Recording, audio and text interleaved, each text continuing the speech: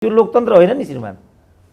त यस्तो सन्यासी टुप्पी कटुवा यो सबैको छोराछोरी बिगार्ने जम्मै जोगी बनाएर लैजाने घर भाँड्ने। कल्याण श्रेष्ठ जस्तो नाम चलेको देशको गरिमामय प्रधान न्यायाधीश मञ्चमा भएको बेला यो कुरा नभनेर स्लिप आयो भन्दैमा कहिले भन्ने त?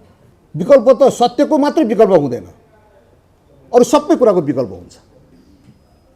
त्यो निरङ्कुश तन्त्र हुँदाहुँदै पनि त्यो हाम्रो लागि वरदान थियो। त्यो नभएको हुनाले आज हाम्रा 52 लाखभन्दा बढी भाइ छोराहरू विश्वभरि फैलिएका छन्। जत्रै अधिकारीहरू हुन् न यहीँ पनि जत्रै अधिकारीहरू जहाँ जहाँ म पुगेको हुन्छु ठुल्ठुला अधिकारी र मन्त्रीहरूका छोराछोरीहरू विदेशैमा भाडा मार्दै गरेको देख्छु। यो के हो? के यहाँ गौरव गर्न लागेको चिज के छ यहाँ? त्यसकारण हामीले हाम्रो कदमको औचित्य सिद्ध गर्न सकेका छैनौँ। मेरो हिमालको हिमालको जो कालोकरण भएर जो गएको छ त्यसको क्षतिपूर्ति गरोस्, त्यसलाई जवाफदेही बनाउन पाइयोस्। यो चोलेन्द्र शमशेरकै टिम हो, 8 जना न्यायाधीशहरूको टिम हो त्यो। त्यहाँ डाक्टर केसीले भन्नुभयो जस्तै मलाई युनिभर्सिटी कुनै कक्षामा बसिरहेको जस्तै नै भएको छ। मलाई कस्तो पश्चाताप जस्तो भयो भने निरन्तर 2 वर्ष मैले हाम्रो देशको प्रधान न्यायाधीशलाई पब्लिकली कन्डेम गरेँ र के भने वास्तवमा चोलेन्द्र शमशेरको प्रधान न्यायाधीश हुने ल्याकत होइन। मञ्चमा पनि आफ्नो मान्छे मात्रै ल्याएर उफार्ने चलन छ। अपराधीहरूले बिचमा फेरि उहाँलाई नै भिलेन बनाएर प्रस्तुत गरिदिए। हामी अन्यलमा पऱ्यौँ। आज यति पनि नसुनेको भए त मै पनि चोलेन्द्र शमशेर जस्तो उहाँलाई लखेटै गर्थेँ होला जस्तो अहिले डर लागिराखेको छ। त्यसलाई वास्ता गरिँदैन, त्यो चाहिँ त्यसै तिरोहित भएर गएछ भने मेरो बाउको के जान्छ? दुईटा सिद्धान्त होइन भने कीर्तिपुरकै युद्धमा पृथ्वीनारायण शाहको मृत्यु भइसक्थ्यो। यस्ता घटनाहरू त कति छन्। यहाँ मलाई स्लिप आएको हुनाले लामो गराउन सक्ने स्थिति भएन। त्यो तरिकाले उनीहरूले यो देश जोडेका थिए। त्यसकारण मैले के भन्ने गरेको छु भने हामीले लोकतन्त्रको, श्रीमानले सुन्नु होला, यो व्याख्या गरिदिनु होला कतै, हामीले लोकतन्त्र ल्याएका छौँ, हामीले जनयुद्ध लडेका छौँ, तर हामीले लोकतन्त्रको औचित्य सिद्ध गर्न सकेका छैनौँ, जनयुद्धको औचित्य सिद्ध गरेका छैनौँ। उनीहरूले 17 साल ल्याए, यो राज्य जोडे, निरङ्कुशता लादे, तर त्यसको औचित्य सिद्ध गर्न सके। पूर्व पश्चिम राजमार्गको मर्म त्यो हो। कोदारी राजमार्ग छिचोलेर भर्खरै फेरि म त्यहाँ पनि गएको थिएँ हेर्नको लागि कस्तो रहेछ स्थिति भनेर। नेपालका बाटाघाटामध्ये सबैभन्दा वर्स्ट बाटो त्यो रहेछ। मित्र राष्ट्रको प्रतीकको रूपमा रहेको त्यस सडकलाई त्यसरी राख्नु नेपाली शासकहरूको कायरता हो र हामीहरूको लाचारी हो। त्यो हामी भन्दैनौँ, त्यो भन्न सक्दैनौँ, हामी भन्न चाहँदैनौँ, किनभने हाम्रो एकदम सङ्कीर्ण स्वार्थ छ। हामी त्यतातर्फ चाहिँ परिलक्षित छौँ, हामी यतातर्फ परिलक्षित छैनौँ हामीहरू। त्यसकारण उनीहरूले चाहिँ कल कारखाना खोले, औद्योगिकरण गरे, ट्रली बस चलाए, बाँसबारी छाला जुत्ता चलाए, भिरकुटी कागज कारखाना बनाए। ट्रली बसको केही अपराध थिएन नि, भिरकुटी कागज कारखानाको के अपराध थियो? हामी 30% भन्दा बढी कागजमा आत्मनिर्भर भइसकेका थियौँ, प्लास्टिकमा हाम्रो आत्मनिर्भर भइसकेको थियो, कपडामा हामी 20% भन्दा बढी आत्मनिर्भर भइसकेका थियौँ। हाम्रो देशले त एउटा निर्माणको चरण अगाडि बढाइसकेको थियो, तर छानिकन तिनलाई विनष्ट गरियो। त्यो लोकतन्त्र होइन नि श्रीमान। त्यो निरङ्कुश तन्त्र हुँदाहुँदै पनि त्यो हाम्रो लागि वरदान थियो। त्यो नभएको हुनाले आज हाम्रा 52 लाखभन्दा बढी भाइ छोराहरू विश्वभरि फैलिएका छन्। जत्रै अधिकारीहरू हुन् न यहीँ पनि जत्रै अधिकारीहरू जहाँ जहाँ म पुगेको हुन्छु ठुल्ठुला अधिकारी र मन्त्रीहरूका छोराछोरीहरू विदेशैमा भाडा मार्दै गरेको देख्छु। यो के हो? के यहाँ गौरव गर्न लागेको चिज के छ यहाँ? त्यसकारण हामीले हाम्रो कदमको औचित्य सिद्ध गर्न सकेका छैनौँ। उनीहरूको कदमको औचित्य सिद्ध गर्न सकेको देख्छु म। लोकतन्त्र र निरङ्कुश तन्त्रको बिचको फासला नै यही हो हाम्रो देशमा। अब हामी कहाँ उभिने भन्ने कुरा, जस्तो अघि वक्ताहरूले ल्याउनुभयो, मेकाइबलीको कुरा ल्याउनुभयो, जोन लकको कुरा ल्याउनुभयो, गौतम बुद्धको कुरा लिएर आउनुभयो। अब म छुट्याउनु नै पर्छ होला, मलाई स्लिप आइसकेपछि।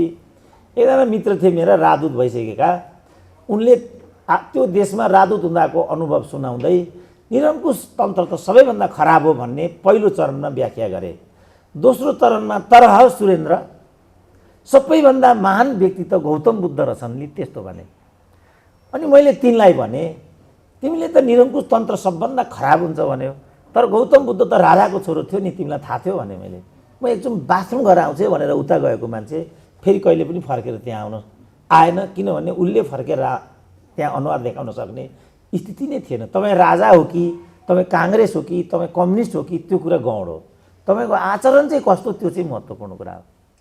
तपाईँ राजा हुनुहोस् तर प्रजातान्त्रिक आचरण देखाउनुहोस्, तपाईँ प्रजातान्त्रिक हुनुहोस् तर अलोकतान्त्रिक आचरण देखाउनुहोस्। अनि के तपाईँको अर्थ भएर अहिले न्यायालयको कुरा पनि त्यही हो।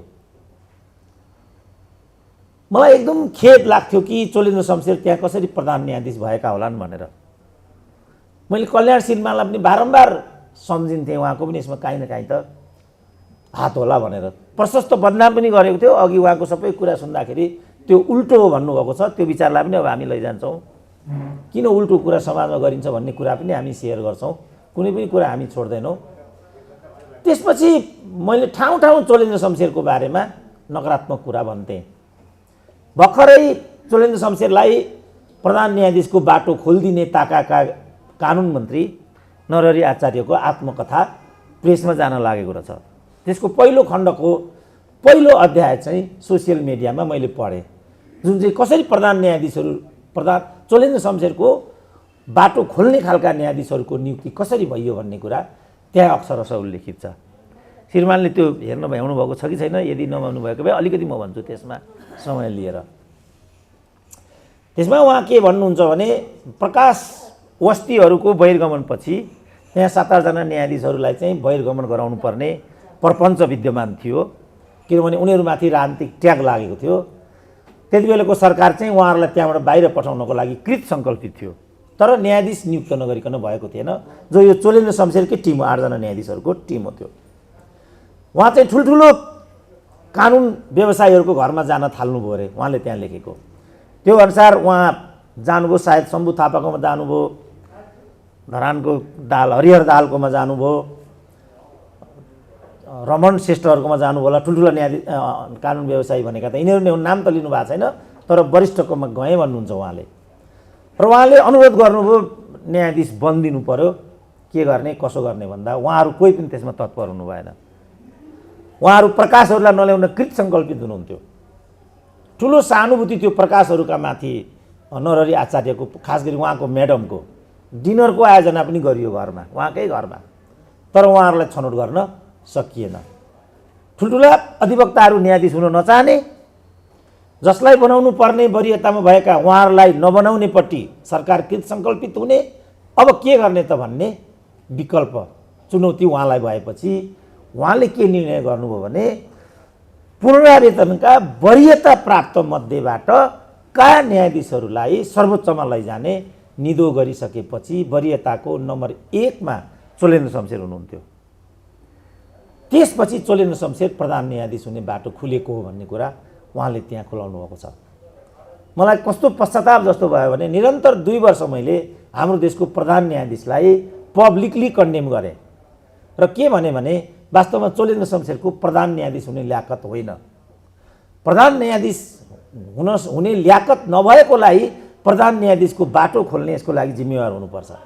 चोलेन्द्र शमशेरलाई प्रहार गरेर नेपालको न्याय प्रणाली सुध्रिँदैन। पछिल्लो पटक प्रधान न्यायाधीश भइसकेका गोपाल पराजुलीको एउटा अन्तर्वार्ता मैले हेरेँ। चोलेन्द्र शमशेर त नगरपालिकाको सुब्बा मात्रै हो, सुब्बा पनि प्रधान न्यायाधीश हुन सक्छ। त्यसो भने सुब्बालाई प्रधान न्यायाधीश हुने कस्तो न्यायिक परिपाटी हो हाम्रो देशको? कल्याण श्रेष्ठ जस्तो नाम चलेको देशको गरिमामय प्रधान न्यायाधीश मञ्चमा भएको बेला यो कुरा नभनेर स्लिप आयो भन्दैमा कहिले भन्ने त? यो सन्दर्भ होइन, प्रसङ्ग होइन, किताबको विषय हो भन्दैमा कहिलेसम्म यस्ता कुरा छल्दै जाने? किनभने मञ्चमा पनि आफ्नो मान्छे मात्रै ल्याएर उफार्ने चलन छ। उहाँ त बिचरा दुर्गमको भएको हुनाले हामीलाई राम्रोसँग नचिनेर हो कि ल्याइहाल्नु भयो मञ्चमा। मञ्चमा पाएपछि त गोदिन्छ। आफूलाई जे भन्न मन लागेको छ मान्छेले त्यही कुरा त भनि नै हाल्छ घुमाएर। त यो सब कुराको घानमा आज हाम्रो देश परिसकेपछि निष्कर्षमा म के भन्दैछु भने हामीले आफूलाई माओवादी भने पनि, एमाले भने पनि, न्यायाधीश भने पनि, ठुलो हाकिम भने पनि, मन्त्री नै भने पनि हामीले हाम्रो कर्मद्वारा हामीले हाम्रो आस्थाको औचित्यलाई जनमानसमा राख्न सकेका छैनौँ। त्यसकारण शास्त्रले के भन्छ भनेदेखि मान्छेको महत्त्व हरेक दृष्टिकोणले हुन्छ, तर मान्छे हुनुको सबैभन्दा ठुलो महत्त्व चाहिँ के हो भनेदेखि पूर्वजहरूको ज्ञानलाई र पूर्वजहरूका अनुभवहरूलाई भोलिको पिँढीसँग चाहिँ जोड दिनुपर्छ। मानव हुनुको सबैभन्दा ठुलो गरिमा चाहिँ यो हो। हामीले यो गर्न सकेका छौँ कि छैनौँ त? हाम्रो न्यायको प्रणाली, न्यायको पद्धति, राजनीतिको प्रणाली, राजनीतिको पद्धति र ज्ञानका अनुभव, विज्ञानका अनुभवहरूलाई हामीले आजको पिँढीलाई हस्तान्तरण गर्न सकेका छौँ कि छैनौँ? यो सबैभन्दा निर्णायक कुरा हो। र हाम्रो दीपक खत्री, तिलक खत्री तिमिल सिन्हाजीले त्यत्रो दुर्गम स्थानमा बसेर पनि यति राम्रो एउटा सिर्जना जसरी हाम्रो बिचमा छोडेर जानुभएको छ, अघि दुईजना समीक्षकहरूले साह्रै राम्रो तरिकाले त्यसमाथि समीक्षा पनि गरिदिनु भयो। किनभने यहाँ त एउटा विषय छ, अर्को विषयमा बत्तिएर जाने प्रचलन नै छ। त्यसो नगरिकन विषयमा केन्द्रित भएर शास्त्रीय तरिकाले गरिमाशाली शास्त्रीहरूलाई पनि टिकेर त्योसँग जोडेर आजको समाजसँग पनि जोडेर जसरी विषयवस्तुलाई प्रस्तुत गर्नुभयो, त्यसपछि मलाई के लाग्यो भने आजको बिहानी हामीले साह्रै आनन्द र साह्रै ज्ञानवर्धक रूपमा व्यतीत गरेका छौँ। यस्तो समय जीवनमा बहुतै कम आउँछ। अपवादजनकको समय आजको 2 घन्टा हामीले व्यतीत गऱ्यौँ भन्ने लागेको छ। कल्याण श्रेष्ठजी साह्रै राम्रो वक्ता हुनुहुन्छ, साह्रै राम्रो न्यायाधीश पनि हुनुहुन्छ। अझ उहाँका कुरा सुन्न पनि बाँकी छ। मैले एक दुई ठाउँमा उहाँका कुरा सुन्ने पनि मौका पाएको थिएँ र ती कुराहरूलाई एक दुई ठाउँमा उद्धरणमा पनि ल्याएको थिएँ। तर अपराधीहरूले बिचमा फेरि उहाँलाई नै भिलेन बनाएर प्रस्तुत गरिदिए। हामी अन्यलमा पऱ्यौँ। आज यति पनि नसुनेको भए त मै पनि चोरेन्द्र शमशेर जस्तो उहाँलाई लखेटै गर्थेँ होला जस्तो अहिले डर लागिराखेको छ। अन्तर्संवाद हुनु पर्दो रहेछ भन्ने यसले पनि अनुभव दिन्छ। र लोकतन्त्र भनेकै अन्तर्संवाद हो। तर लोकतन्त्रलाई पनि निजीकरण गरियो। यहाँ आफ्नै भाइ हुनुपर्ने, आफ्नै भतिजो हुनुपर्ने, आफ्नै ज्वाइँ हुनुपर्ने, सोल्टो हुनुपर्ने, यो लोकतन्त्रको संस्कार होइन। त्यसपछि हामीले बाटो बिर्याएका हौँ। किन बाटो बिर्याएका हौ भन्ने झकझक्याउने काम यो किताबले गरेको छ। फेरि एकपल्ट यति राम्रो रचनाको लागि म उहाँलाई बधाई दिन चाहन्छु र तपाईँहरूले पनि ध्यानपूर्वक यो कुरा सुनिदिनु भएकोमा, यो वातावरण मिलाउनु भएकोमा आयोजकहरूलाई पनि धन्यवाद दिन चाहन्छु। नाति कहाँ गयो भाइ? यो कि नातिलाई पनि म शुभ आशीर्वाद दिन सक्छु। हजुरबाको राम्रोसँग सेवा गरेस्, गर्दैन छोराहरूले, नातिहरूले गरेस्। बिदा लिन्छु, धन्यवाद। विश्लेषक शान्ति तिमल सिन्हाज्यू र सबैभन्दा सम्झनुपर्ने आजको मुख्य दिनको यो पुस्तकका लेखक तिलक खत्री तिमल सिन्हाज्यू र उपस्थित सम्पूर्ण महानुभावहरू, म आज यो कार्यक्रममा कसरी आएँ भन्ने कुरा म सानो संक्षेपमा बिसाउन चाहन्छु। मैले तिलकजीलाई त आज अहिले यही मात्रै देखेको हो। उहाँसँग कुनै पूर्व परिचय भएर मैले यसमा अधिकार जमाउन आएको होइन। र विशाजीसँग उहाँको तिलकजीको नाति अघि डाक्टर सुरेन्द्र केसीजीले भन्नुभयो जस्तै जनक होइन सिन्हा म कहाँ एकाध पटक आउनु भएको छ र उहाँले एउटा प्रसङ्गमा केही समय अगाडि एउटा प्रसङ्गमा मेरो हजुरबुवाले एउटा किताब लेख्नुभएको छ र काठमाडौँमा आउन चाहनुहुन्छ, यसको एउटा विमोचन गर्नुपर्ने छ, यहाँले चाहिँ समय दिनु पर्यो भनेर उहाँले भन्नुभयो। र म जसै त्यो सुने म त्यसबाट म वास्तवमा पुलकित भएँ। अघि डाक्टर सुरेन्द्र केसीले भन्नुभएकै जस्तै म शपथ लिएर के भन्नुला भने एउटा नातिले सगर्व आफ्नो हजुरबाउको कृतिको बारेमा स्वामित्व ग्रहण गरेको छ, जवाफदेहिता बोध गरेको छ। यो अहिलेको जुन समय सन्दर्भ हामी गुजरान गरिरहेका छौँ त्यो हिसाबले एउटा विशिष्ट अनुभव हो। हामी अहिले न्युक्लियर फ्यामिलीमा विकसित हुँदैछौँ। घर परिवारभित्रै लोग्ने र स्वास्नीसँग पनि मोबाइलबाट फेसबुकबाट कुरा गर्ने अवस्थामा हामी पुगेका छौँ।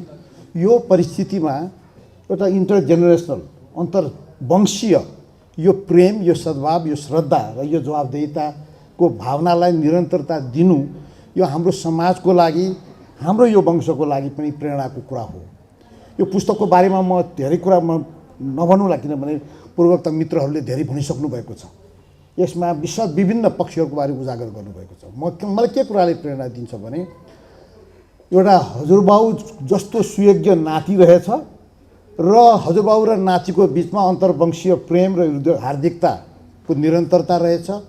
यो सन्देश हाम्रो समाजले लिन सक्यो र हरेक परिवारमा यसको एउटा सुखद पक्षको अनुभूति हामीहरूले लिन सक्यौँ भने समाजमा एउटा सहृदयता, सद्भाव, मित्रता, प्रेम यो चाहिँ बढ्न जानेछ।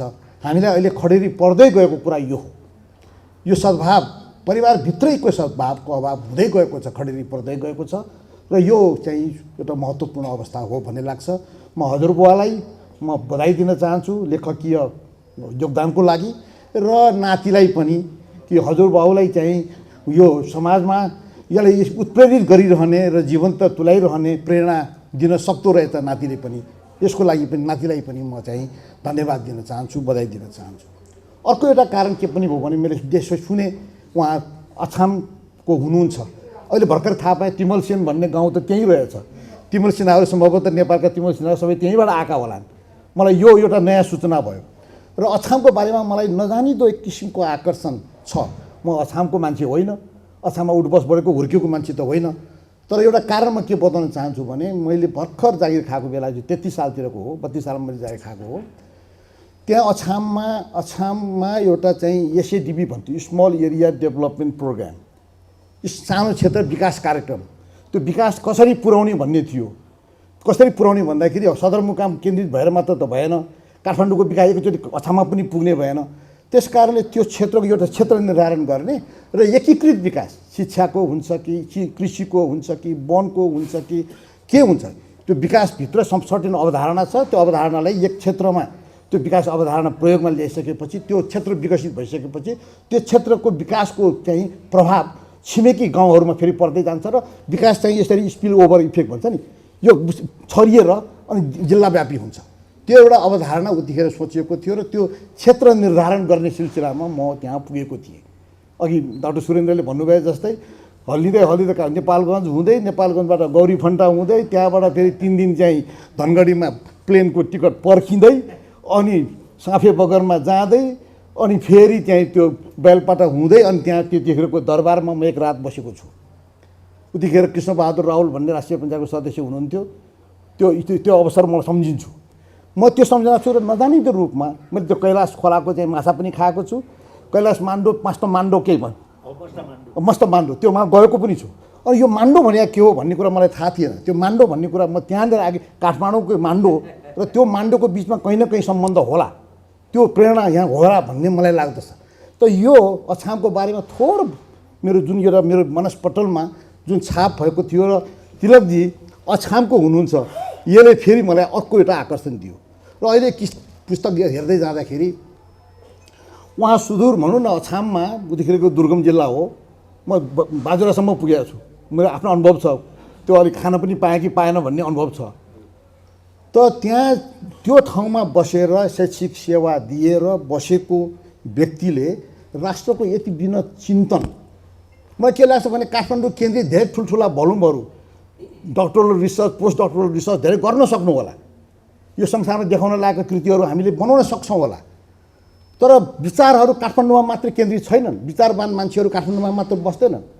हाम्रो गाउँ ठाउँमा दूरदराजमा बस्ने मान्छेहरू पनि उत्तिकै विवेकशील र चिन्तनशील छन् र राष्ट्रको बारेमा निरन्तर चिन्ता गरिरहन्छन् र उहाँहरूले दिएका जुन चिन्तनहरू हुन् त्यसको सम्बद्धता हामी सबैमा देशभरि छ र देश बाहिर पनि छ। यो मोफसलको विद्वतालाई हामी कदर नगर्ने र मोफसलको विद्वतालाई हामीले काठमाडौँ केन्द्रित सोचले थिच्ने र त्यसलाई रिकगनाइज नगर्ने यो किसिमको विभेद हामीहरूसँग भएको हुनसक्छ। त्यसलाई चिर्ने हिसाबबाट पनि आजको यो प्रसङ्ग धेरै महत्त्वपूर्ण छ। मोफसलमा भएको साहित्य होइन र मोफसलमा लेखिएका गीत होइनन् र मोफसलका अनुभवहरू अनुभव होइनन् र मोफसलमा ज्ञानका ज्योति आउन सक्दैनन् र काठमाडौँमै जम्मै ज्ञानको ज्योति यहीँ उत्पन्न भएका हुन् र होइन नि। त्यस कारणले यसले मोफसलको जुन एउटा आञ्चलिक साहित्य, राजनीतिक साहित्य भनौँ, यो आञ्चलिक साहित्यको हिसाबमा जसरी यो पुस्तक चाहिँ विकसित भएको छ र आज हामीले चाहिँ विमोचन गर्ने बिन्दुमा आइपुग्यौँ, म यो कृतिको लागि म तिलकजीलाई हार्दिक बधाई ज्ञापन गर्न चाहन्छु। यहाँभित्र धेरै ठुल्ठुला सिद्धान्तहरूको चाहिँ विश्लेषण गरिएको छैन, तर सूत्रहरू छन्। त्यो सूत्रहरू यहाँ चिन्ता, राष्ट्रियताको चिन्ता छ, राजनीतिको चिन्ता छ, शासकीय प्रबन्धको बारेमा चिन्ता छ, हाम्रो जीवनशैलीको बारेमा चिन्ता छ, हाम्रो वनस्पतिको संरक्षणको बारेमा चिन्ता छ, कोभिडका असरहरूको चिन्ता छ, विकासका चिन्तनहरूको कुराहरू छ। यहाँ सूत्रहरू छन्, सरोकारहरू छन्।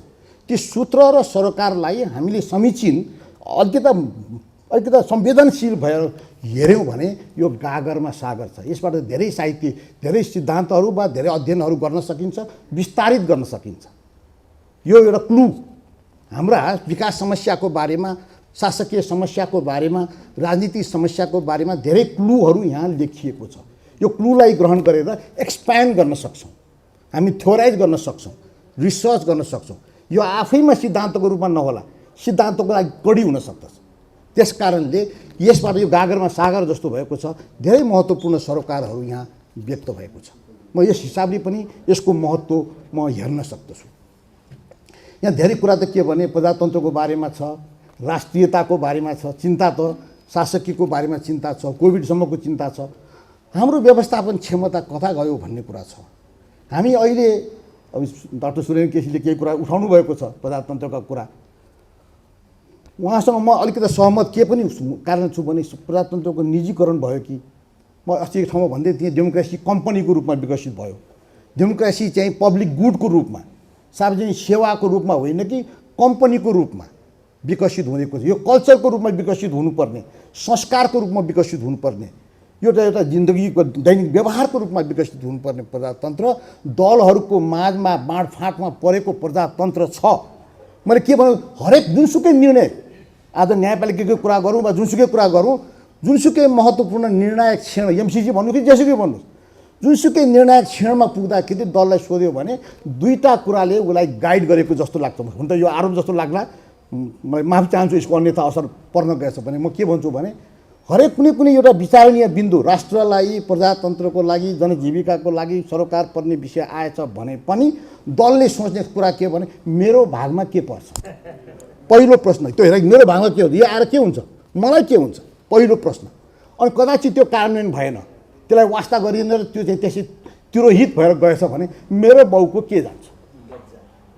दुईटा सिद्धान्त, मेरो भागमा के पर्छ, मेरो बाउको के जान्छ, दुईटा सिद्धान्तलाई मुख्य क्राइटेरिया बनाएर निर्णय गर्ने संस्कार छ। प्रजातन्त्र कस्तो भयो भने अहिले दलहरूको प्रजातन्त्र भयो। प्रजातन्त्र जनताको प्रजातन्त्र हो नि, दलहरू त कडी हुन्, उनीहरू इन्ट्रेस्टलाई आर्टिकुलेट गर्ने माध्यम हुन्। आफै प्रजातन्त्र होइन दलहरू, दल हुनु आफै प्रजातन्त्रको द्योतक होइन। प्रजातन्त्रबाट जनताले के पाए, हक अधिकारको संरक्षण भयो कि भएन, न्याय पाए कि पाएन, जीवनस्तरमा सुधार भयो कि भएन, जीविकाका माध्यमहरू बढे कि बढेनन्, यी कुराहरू हुन् र ती निर्णय प्रक्रियामा जनताको सहभागितालाई आह्वान गर्नुपर्ने हो। अहिले कस्तो भयो भने दलहरू चाहिँ अलि बलिया बलिया दलहरू निस्केका छन् र जनता तर्साउँदै हिँडेका छन्। दलहरू, नेताहरू जनता थर्काउने र जनतामाथि आधिपत्य मेरो छ भन्ने, जनता वस्तु होइनन्, स्वामित्व ग्रहण गर्ने दलका स्वामित्वभित्रका रहितीहरू होइनन्। दलहरू अन्ततः फेरि सार्वभौम भनेको दल जनतै हुन्, तर सार्वभौमिक जनतालाई हामीले के गरेको भने जनता थर्काउने, जनता तर्साउने, जनता हप्काउने, जनता पन्छाउने र आफ्नो अहमियतलाई स्थापना गर्ने यो चेष्टा र यो संस्कारबाट वशीभूत भएर हाम्रो प्रजातन्त्रले जसरी गति लिनुपर्ने हो, जसरी दिशाबोध गर्नुपर्ने हो, जसरी सेवा र सुविधाहरू यसले चाहिँ उत्पादन गरेर जनतालाई लाभान्वित गर्नुपर्ने हो, भएको छैन। नेता ठुल्ठुला भएर जनता ठुल्ठुला भएनन्, जनताको सुख दुःखमा सम्बोधन भएन, जनता उपेक्षित हुँदै गए र नेताहरू अपेक्षित हुँदै गए र यो विरोधाभासको माझमा हामीहरू बसेका छौँ। र त्यसैले डाक्टर सुरेन केसीसँग भन्न चाहन्छु म कि यो प्रजातन्त्रलाई हामीले मुक्त कण्ठले प्रजातन्त्रमा किताबमा लेखेको प्रशंसा गरेर के हुन्छ, जनताले जबसम्म प्रजातन्त्रलाई भोग्न पाउँदैन, यथार्थमा भोग्न, त्यो भोगको सुखभोग, प्रजातन्त्रको सुखभोगको हिस्सामा जनताको सहभागिता जबसम्म हुँदैन र त्यो नेता भोगको मात्र जब विषय बन्दछ भने जनताले क्वेसन गर्ने अधिकार राख्दछ। नठानुन् दलहरूले कि उहाँहरूले सार्वभौम सत्ताको प्रतिनिधित्व गर्नुहुन्छ। जनताले आफ्नो सार्वभौम सत्ता आफैसँग राखेको छ र जसरी चाहिन्छ त्यसरी प्रयोग गर्न जनताले जान्दछ र जसका विरुद्ध चाहिन्छ त्यसको विरुद्ध खनिन पनि जान्दछ र सक्नु पनि पर्दछ। मैले दलहरूको विरुद्धमा उक्साएको होइन, फेरि म दलहरूको विरुद्धमा खालि मैले भन्न के भन्यो भने तपाईँहरू जवाबदेहीपूर्ण हुनुहोस्, विवेकशील निर्णय गर्नुहोस्। मलाई कहिलेकाहीँ आजकल अलि चाहिँ प्रसङ्ग आएको छ, विवेकमा प्रश्न गर्ने पनि कोही कोही निस्केको छ। विवेक त म दाबी गर्दिनँ, म विवेकशील मान्छे हुँ भनेर धेरै ठुलो दाबी छैन, किनभने मैले जिन्दगीमा गरेका निर्णयहरूमा कति विवेक पुग्यो होला पुगेन होला त्यो जनताको माझमा छ, जनताले निर्णय गर्न सक्दछ। म विवेकको बारेमा धेरै ठुलो दाबी गर्ने कुरा हो जस्तो मलाई लाग्दैन। विवेकको सकेसम्म विवेकशील अभ्यास गर्ने हो, विवेकको अधिक त्यसको स्वामित्व ग्रहण गरेर दाबी गर्ने विषय होइन। कुरा त म के भन्छौँ भने विवेक चूडामणिको कुरा गर्नुपर्छ। शङ्कराचार्य धेरै अगाडि लेखेका विवेक चूडामणिको कुरा गर्नुपर्छ। अघि उहाँ हाम्रो चाहिँ शान्तिजीले प्रादेशिक सार्वभौम सत्ताको अखण्डताको सार्वभौम सत्ताको कुरा एउटा दृष्टिकोण र अर्को चाहिँ भनौँ न युद्ध स्तरका चाहिँ सार्वभौम सत्ता क्या हो यो त द्वन्द्व निकाल्नु भएको छ। म के भन्छु भने सत्यको सार्वभौमिकता, विवेकमा चाहिने कुरा के हो भने सत्यको सार्वभौमिकता। सत्यको सार्वभौमिकतालाई मनन गरेर निर्णय गर्न सक्नुभयो भने तपाईँले चुक्नुपर्ने कुनै ठाउँ हुँदैन। सत्य हो सार्वभौम, सत्य हो विवेक। विवेकको अनुशीलन र प्रयोग भन्ने भनेको सत्यको अन्वेषण गर्ने हो। त्यसमा कति इमान्दार ढङ्गले हामीले काम गर्छौँ भन्ने कुरा हो। आज वास्तवमा आज जुन सुनि कार्यपालिका, विधायिका, न्यायपालिका कतै पनि सन्तोष गर्ने ठाउँ छैन। तिनै तहको सरकार स्थानीयदेखि प्रदेशदेखि सङ्घीयसम्म हेऱ्यो समस्याग्रस्त देखिन्छ। संविधान त राम्रै बनाएको भनेको हो, राम्रो बनाएको संविधानको राम्रो भोग हुनु पऱ्यो नि, राम्रो कारण राम्रो नतिजा हुनु पऱ्यो नि। संविधान राम्रो देखाउनले लेख्या होइन नि, संविधानको राम्रो भोगहरू पाउनलाई लेख्या हो नि। संविधान कार्यान्वयन ठिक दशाले हुनु पऱ्यो नि। खै गरेको दलहरूले त्यो जवाफदेही निभाउनु पर्दैन थियो र? आजसम्म 6 वर्ष हुँदाखेरि यदि गऱ्यौँ नि हामी सम्पूर्ण यात्रा तय गरेर भनेका छैनौँ। जति सकिन्छ त्यति यात्रा त तय गर्नु पऱ्यो नि, कुनै सङ्केत नआउने। सबैले आफ्नो चाहिँ प्रतिरक्षा गर्ने आत्मरक्षाको बिन्दुमै आफ्नोलाई आफ्नो दुनो सजाउने र आफूलाई चाहिँ प्रतिवाद गर्ने हिसाबले प्रतिवाद गरेर केही हुन्न। म चाहिँ वास्तवमा भन्नुहुन्छ भने तपाईँ जसुकै आरोप लगाउनुहोस्, म यसको खण्डन मण्डनमा म छैन। म खण्डनै गर्ने त जस्तो देख्यो त्यस्तै भन्नुहोस्। तपाईँको वाक स्वतन्त्रता छ र वाक स्वतन्त्रता सँगसँगै विवेकको पनि दायित्व छ। विवेकशील ढङ्गले आफ्नो वाक स्वतन्त्रताको प्रयोग गर्नुपर्छ। मुख चाहिँ खालि चलाउने मात्र, मुखले चलाउने त फेरि विवेक होला नि, मुख मात्र दिएको त होइन होला नि। त्यस कारणले यस्तो कुराहरू छ। म वास्तवमा हामी चाहिँ धेरै खण्डमा सामाजिक सञ्जालको कुरा गर्नुभयो उहाँ चाहिँ हाम्रो मानिसजीले। सामाजिक सञ्जाललाई हामीले चाहिँ सदुपयोग गर्नुपर्छ है। यो विज्ञानले दिएको हाम्रो त्यो उपलब्ध गराएको एउटा प्रविधि हो, लाभ दिनुपर्छ। सामाजिक सञ्जाललाई हामीले फतुर कुरा गरेर सामाजिक भ्रमजालमा रूपान्तरित गर्न दिनु हुँदैन। हामी हरेकले हरेकलाई जवाबदेही बनाउने कोसिसमा राख्नुपर्छ। मैले भनेका कुराहरू साँचो भन्न त भने मैले राति सुत्दाखेरि त्यो भनेलमा निद त लाग्छ, निद लाग्यो अझै थाहा पाएको छ नि जेसुकै होस् भन्छु कि भन्दैनौँ। त्यो आफूले आफूलाई एकाउन्टेबल जबसम्म बनाउँदैनौँ अरूसँग एकाउन्टेबिलिटी माग्ने अधिकार राख्दैनौँ। यो कुरा हामीले विवेकशील ढङ्गले विचार गर्नुपर्छ। त्यस कारणले मैले भन्छु मलाई अलिकता यो चाहिँ भन्नु अलिकता चाहिँ अघि शब्द प्रयोग गर्नुभयो हाम्रो डाक्टर केसीले भिलेनाइज गर्ने।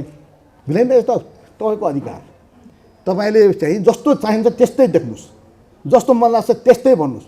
बुद्धको एउटा चाहिँ प्रेरणा म के भन्छु भने बुद्धलाई अङ्गुलीमालले त यस्तो सन्यासी टुप्पी कटुवा यो सबैको छोराछोरी चाहिँ बिगार्ने जम्मै जोगी बनाएर लैजाने घर भाँड्ने दुनियाँ गाली उनलाई बेसरी गरे। कति भिक्षा माग्न गएको थियो, एक मुठी चामल दिएको भए त सिद्धि आएको थियो, बेसरी गाली गरेछ। सुनेछ अनि के भनेछ भने अनि तिम्रो कुरा सिद्धियो अनि सिद्धियो, तिमीले दिएको भिक्षा मैले लिएन भने के हुन्छ नि, नलियो म फिर्ता लिन्छु नि, त्यसमा अघिदेखि गाली गरेको मैले लिइनँ भने के हुन्छ नि। तब चुप अवाक भयो। त्यसपछि अङ्गुलीमाल स्वयं बुद्धको शिष्य भएर भिक्षु भएर हिँडे। रूपान्तर यसरी हुन्छ, खण्डन गर्नु छैन। मैले गाली तपाईँ शब्दकोशमा धेरै शब्दहरू छन्, गाली गरे हुन्छ। त्यो गाली गरेको मेरो शब्दै पछि खण्डन गरेर मलाई त्यो समय जिन्दगीमा त्यति धेरै समय कहाँ छ र? सबैका सबै कुराहरू चाहिँ सुन्ने बुझ्ने र खण्डन गरेर कहाँ फुर्सद छ र? आफूलाई पवित्र राख्नुहोस्, आफ्नो चिन्तनलाई सृजनशील राख्नुहोस्। यो हो कुरा हामीले गर्नुपर्ने। र आज यो पुस्तकको कुरा गर्दाखेरि फर्केर आउँ मलाई विकासको बारेमा जुन सोच राख्नुभयो, राष्ट्रियताको चिन्तन, राष्ट्रियता खतरामा छ भन्ने कुराको उहाँले चाहिँ एहसास, एउटा तिलक खत्रीलाई हुने जुन एउटा जनजीवनको सार्वभौम अनुभूतिको प्रतिबिम्ब यो किताबमा ती अनुभूतिहरूको सँगालो छ। यसलाई धेरै ठुलो शास्त्रीय युनिभर्सिटीको शास्त्रीय अध्ययनको विषय बन्न सक्ला नसक्ला, त यो सार्वभौम अनुभूति जो छ त्यसबाट हाम्रो चाहिँ निर्णायक तहमा बसेका मान्छेहरूले पाठ सिक्छ कि सिक्दैन, त्यसबाट कुनै लक्षणहरू ग्रहण गर्न सक्छ कि सक्दैन, इन्द्रियमा रहेका जुन रङहरू पढ्न सक्छ कि सक्दैन, यो क्षमता राख्न सक्छ कि सक्दैन। यिनीहरू विकल्प रहितै हुन् त। विकल्प त सत्यको मात्रै विकल्प हुँदैन, अरू सबै कुराको विकल्प हुन्छ। सत्य किन सत्य भनेको त्यो हो, त्यो जुन खण्डनीय हुँदैन, जसको आदि पनि छैन र जो अन्त्य पनि हुँदैन। त्यो जो अग्लो पनि हुँदैन र होचो पनि हुँदैन, जो हिजो पनि थियो र आज पनि छ, जो मर्दैन, त्यो सत्यलाई जीवनमा प्रेरणाको रूपमा हामीले ग्रहण गर्न सक्यौँ भने मलाई लाग्छ आर्थिक हिसाबले मलाई एउटा पेचिलो के लागिरहेछ भने हामी चरम उपभोक्तावादमा लागेका छौँ। राष्ट्रिय स्वाधीनताको कुरा गर्दाखेरि आर्थिक सार्वभौमिकता, आर्थिक स्वावलम्बन, आर्थिक आत्मनिर्भरता हामीले निश्चित नगरेपछि राजनीतिक सार्वभौमिकता कति पक्का होला विचार गर्नुहोस्। 90% हामी आयात गर्छौँ, 10% बदला निकास गर्छौँ। सबै हाम्रो अर्थतन्त्र राजस्व त्यो पनि भन्सारमुखी छ। भन्सारमा महँगा गाडी लिएर पैसा लिएर त्यो पैसाको आडमा तलब भत्ता खाएर अनि यहाँ धुवाँ चढाएर अनि त्यो पैसाले हाम्रो चाहिँ दैनिक चाहिँ शासकीय भने तलब भत्ता सुविधाको सम्म खर्च, सामान्य खर्चसम्म, साधारण खर्चसम्म चलाउने र विकास खर्च के छ भने ऋणमा वैदेशिक सहायता, विदेशी ऋण र अनि आन्तरिक ऋण, तीनटा ऋणको भरमा 3 खरब चान्चुनको चाहिँ बजेट बनाउँछ। खर्च गर्ने बेला 1-1.5 खरबभन्दा बढी गर्दैन, त्यो पैसा पनि आउँदैन, आन्तरिक ऋण पनि सङ्कलन गर्न सक्दैन, विदेशी ऋण पनि आउँदैन। 1 खरब भन्यो भने 50 अरब आउँछ, वैदेशिक ऋण चाहिँ 30-40 अरबमा वैदेशिक सहायता घट्दो छ। अन्तर्राष्ट्रिय समुदायको नजरमा नेपाल एउटा राम्रो गन्तव्य हुन छोडिसक्यो। यो चाहिँ सहायता दिन पाए हुन्थ्यो भन्ने मुलुकमा पर्दैन, केवल चाहिँ स्ट्राटेजिक इन्ट्रेस्ट भएका 1-2वटा मुलुक बाहेक यो इन्ट्रेस्टमै पर्दैन। अनाकर्षण भइसक्यो हाम्रो विचारले, संस्कारले, व्यवहारले, किन प्रतिबद्धताहरू पुरा गर्दैनौँ नि ढङ्गका। हाम्रो चाहिँ लगानीको लागि विश्वसनीय वातावरण छैन नि, भ्रष्टाचारको चरमचुरी छ नि। 1 रुपियाँको प्रोजेक्ट सुरु गऱ्यो भने 7 रुपियाँ 10 रुपियाँ पुग्छ, त्यो छ नि कुरा यहाँ। त्यस कारणले यस्तो किसिमबाट अनि फेरि कस्तो छ, 50औं लाख हाम्रो चाहिँ युवा जनशक्ति विदेशी रोजगारमा गएको छ, 40-45-50 डिग्रीको गर्मीमा काम गर्दछन्, बाकसमा बन्द भएर आउनुपर्ने परिस्थितिसम्म पुग्दछन्। त्यसरी ल्याएको सम्पत्ति हामीले सस्तो मोबाइल किन्ने, लुगा किन्ने, भाडामा बस्ने, होटलमा जाने, खर्च गर्ने र त्यो पैसा चाहिँ चरम उपभोक्ता सेभिङ नगर्ने, बचत नगर्ने, यो बचत नगर्ने संस्कृति ऋणम कृत्वा धृतम पिबेत मात्र भयो। हामी लगानी गर्नलाई त बचत चाहिन्छ नि। यो संविधान महँगो छ कार्यान्वयन गर्नलाई, 31वटा हक छ, हरेक हक चाहिँ $अरब का हक हुन्, अरबौँ लाग्छ हरेक हकलाई। यो संविधान बमोजिमको हक चाहिँ जनताले साँच्चै दिने हो भने हामीले विकासको चरम उत्कर्षमा पुग्नुपर्ने छ।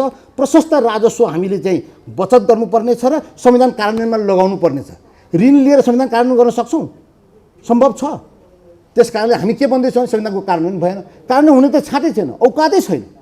साधारण खर्चमा जसको अर्थतन्त्र समाप्त हुन्छ, जसको बचतै छैन, व्यक्तिगत रूपमा पनि बचत छैन, राष्ट्रको पनि बचत छैन। बचतै नभएको चाहिँ व्यक्तिले आफ्नो खर्च, आफ्नो विकास के गर्छ, बचतै नभएको चाहिँ राष्ट्रले पनि समाजको उन्नतिलाई के गर्छ। त्यस्तो चरम उपभोक्ता कलेसिका बजारमा हेर्नु होला, नचाहिने गरी लुगाको डुङ्गुर छ, नचाहिने गरी चाहिँ छ नि एउटा फेसनका लुगाहरू छ। हामीलाई चाहिने भन्दा बढी हामी लुगा किनेर बसेका छौँ, चाहिने भन्दा बढी सामग्री जुटेर बसेका छौँ र धाक लगाउनलाई हामीले पुगेको छ। यो चरम उपभोक्तावादी संस्कृतिले हाम्रो अर्थतन्त्र दरिलो हुँदैन। हामीले आफ्नो आन्तरिक बचत बढाउने हो र त्यसलाई उत्पादनशील काममा लगाउने हो, त्यहाँबाट फेरि राजस्व जेनेरेट गर्ने हो, पुनः लगानी गर्ने हो, विकासको यो स्पाइरल पो चलाउने हो। खै गऱ्यौँ हामीले? हाम्रो अर्थशास्त्रीले भनिदिनु पर्दैन, हाम्रो सरकारले भनिदिनु पर्दैन, बचत गरेर 1 रुपियाँ पनि बचत गरेर फजुल खर्च नगर भनिदिनु पर्दैन?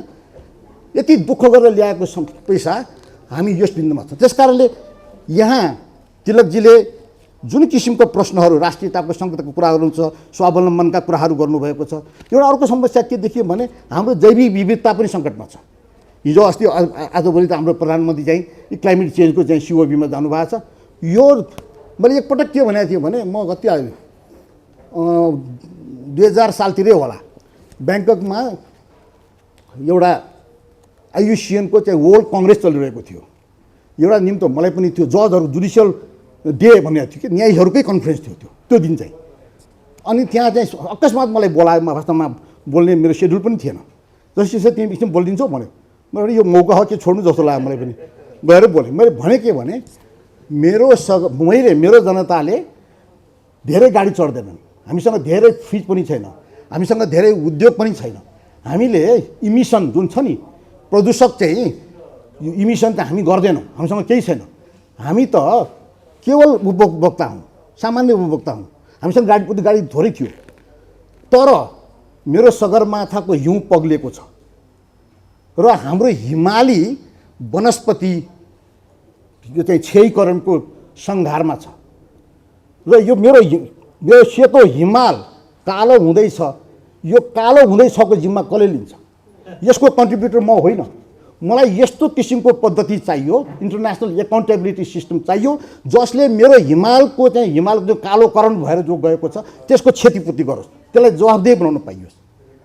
मैले त्यतिखेर भन्दाखेरि माछा न्यायाधीशहरूको एक झुन्डले मलाई घेरे, ब्राजिलको एउटा सर्वोच्चको न्यायाधीश, उसले आएर एउटा गिफ्टै दियो, जसरी श्रेष्ठ दियो यस्तो राम्रो पऱ्यो। त मेरो कुरा के भने हामी चाहिँ अरूले अहिले सबभन्दा बढी प्रदूषकको भएको छ चाइना भएको छ, सेकेन्डमा अमेरिका भएको छ, भारत पनि प्रदूषक 7-8% प्रदूषक संसारको प्रदूषक ऊ पनि छ। दुई देशको बिचबाट भएका प्रदूषणको कारणले भएको जुन चाहिँ जो हावापानीमा जुन चाहिँ प्रकृतिको असर परेको छ त्यसको प्रत्यक्ष हामी चाहिँ पीडित देश हामी भएर बसेका छौँ। हामीसँग त्यो आवाज उठाउने क्षमता छ, त्यसलाई प्रतिरोध गर्ने क्षमता छ, हामीले रिक्लेम गर्ने। हाम्रो हिमाली जुन वनस्पतिहरू छ त्यो लुप्त हुने अवस्था, एक्सटिङ्ग्विस हुने अवस्थामा छ, विलयको अवस्थामा छ। हिजो नउम्रिने प्रजातिको चिजहरू आज उम्रिन्छ र हिजो उम्रिरहेका चिजहरू हराइरहेको छ। त्यो प्रकृतिमा फेरि पुनर्प्राप्ति गर्न सकिँदैन। त्यो कुनै विज्ञानले फेरि पुनर्प्राप्ति गर्नुपर्ने कति पैसा लाग्छ मलाई थाहा छैन। त त्यस्तो सङ्घारमा बसेको मान्छेले, हाम्रो राष्ट्रले क्लाइमेट चेन्जको बारेमा, क्लाइमेट चेन्जको रिसाइलियन्स कसरी काम गर्ने भन्ने बारेमा चिन्तन हुनु पर्थ्यो। खै भयो, राष्ट्रले, सरकारले यो सन्देश दिन्छ जनतालाई, हरेक जनता त्यसको प्रहरी हुनुपर्छ।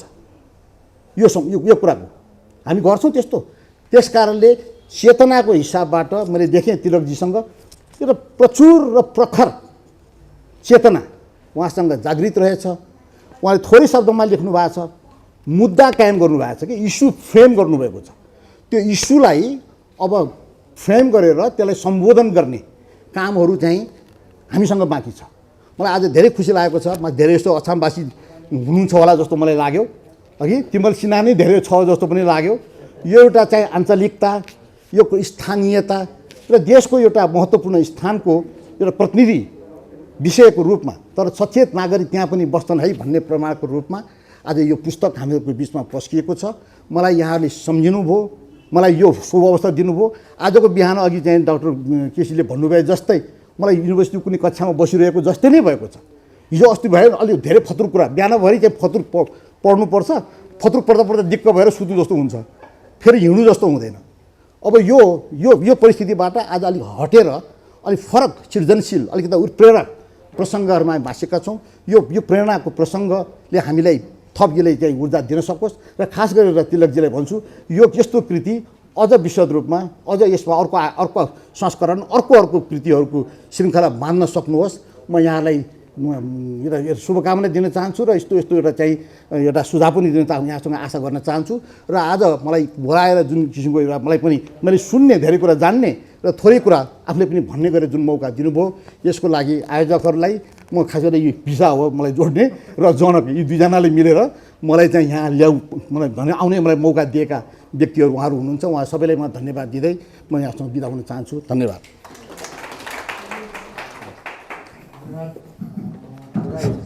ठिक छ।